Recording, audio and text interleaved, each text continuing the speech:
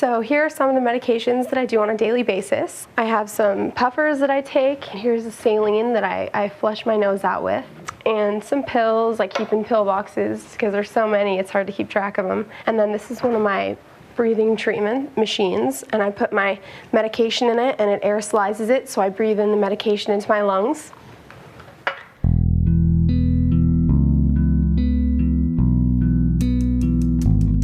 Hi, my name is Stacy Motenko, and I have cystic fibrosis.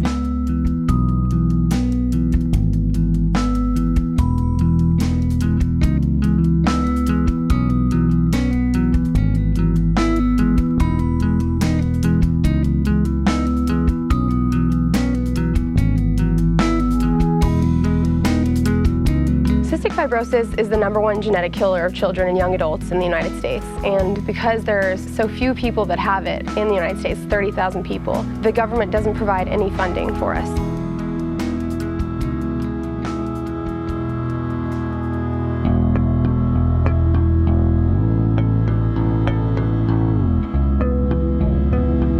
When I was born, the doctors told my parents that it was very unlikely that I would live to be 18 years old. The doctors told us, don't expect your daughter to live to be an adult. I was 6 months old when I was diagnosed. It was always there.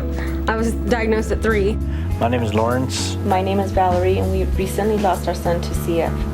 We have pictures of him. A lot of his baby pictures were pictures that were in the hospital with IVs on him, taking medication.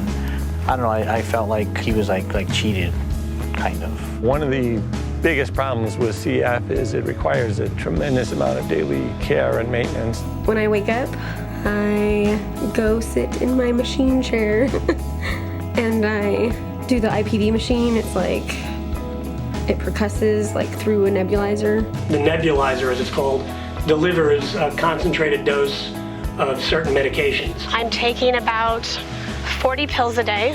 In addition to that, I now do what's called a vest. And I strap on this vest twice a day, and it inflates and vibrates at different frequencies to loosen up the mucus and get it out of my lungs. And the vest vibrates and helps loosen up the mucus.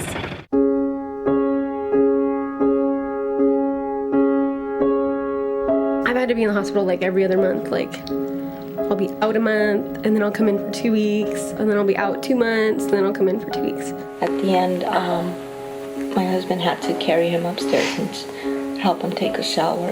It would hurt because he was so used to being independent. Like, you feel normal, then there's some days where you just don't, and those are kind of tough days.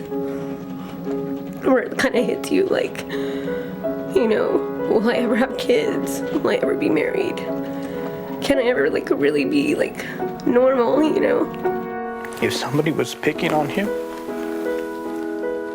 I can help him. I can defend him.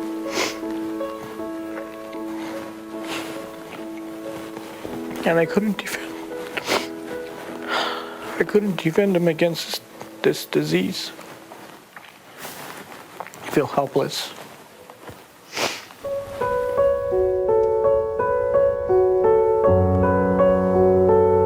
It's scary.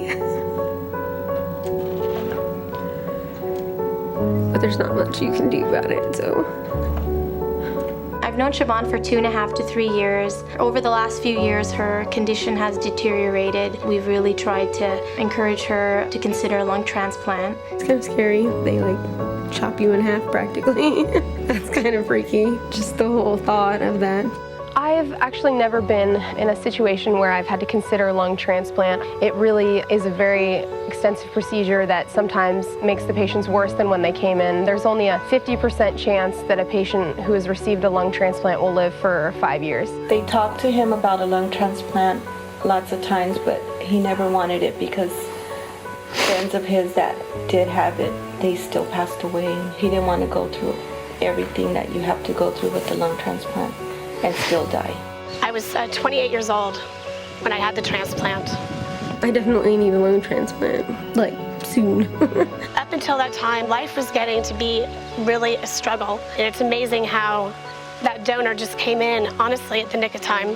My lung functions are probably like almost non-existent. I'm near the end.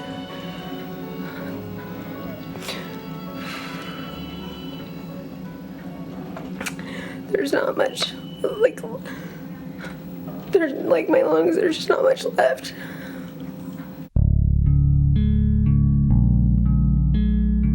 With having the transplant, I've traded one set of problems for a different set. The transplant's been a nice solution. A cure would have given me a better life.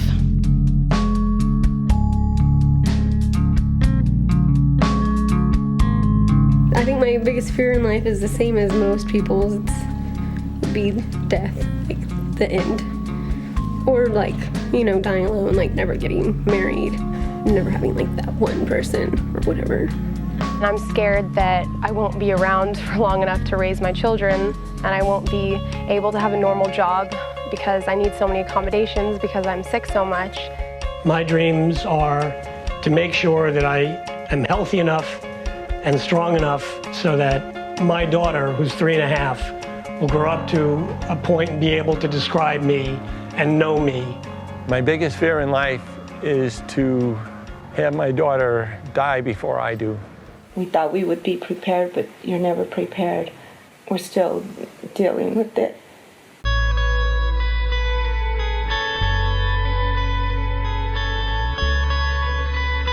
Today is my 21st birthday. The doctors told my parents that it was really unlikely that I would live to be an adult. Today is a really big deal because I'm beating the odds and proving the prognosis wrong. I feel like I have a lot of support and there's a lot of hope for the future. I think the one thing that I've always described cystic fibrosis is a curse of a blessing. It's a curse for the obvious, for the sickness and the hospitalizations and not feeling well and not having a lot of energy. But in a sense, it's somewhat of a blessing because when you have something like this, you embrace life so much more. Yeah, I think I appreciate life a bit more, especially more than people my age, like people in their 20s. I think I feel a lot that way, definitely because of the CF.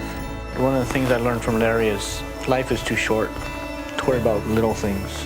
They might seem like they matter a lot, but in the end they really don't. My one wish would just have to be to get the new lungs and that it goes well and that I can travel after and use my degree and stuff like that. What I fight for is just one more day. I'm just looking at every day as a gift. Every single time I've wished on a birthday cake or in a well, I've wished for the same thing. And I'm sure it's the same wish as every other child and young adult with cystic fibrosis. And that is that one day there will be a cure and we will be able to live long and full lives.